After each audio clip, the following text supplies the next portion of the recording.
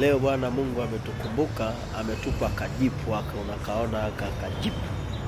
Kagari kazuri kabisa ambako kanakimbia kuliko mshale.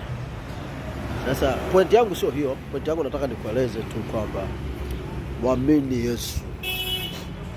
Yesu ni Bwana. Yaani Yesu ni nani? Ni Bwana. Katika mambo yote jifunze kumtegemea yeye na kumwamini yeye.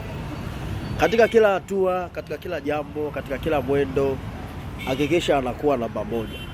Huu ulimwengu tulionao umebadilika sana. Sio kidogo. Umebadilika sana kwa sababu wale unaowategemea wamebadilishwa na adui. Wale usiowategemea ndio wamekuwa kidogo wana afadhali. Kwa hiyo wale tunasema labda ni viongozi wetu na hivi na hivi na hivi, wamevamiwa. Kwa hiyo ukifika mahali ukaona kiongozi amekukwaza, amekuumiza, usikate tamaa. Usikate tamaa. Dunia iko kwenye mabadiliko. Iko kwenye hali ya kutoka, hali ya kuingia.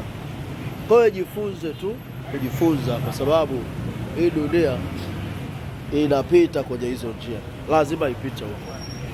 Mungu hawezi akaiacha isipite. Lazima ataipitisha huko ili tufike mahali tuchujwe. Wale wanaotakiwa wakae sawa. Sio takiwa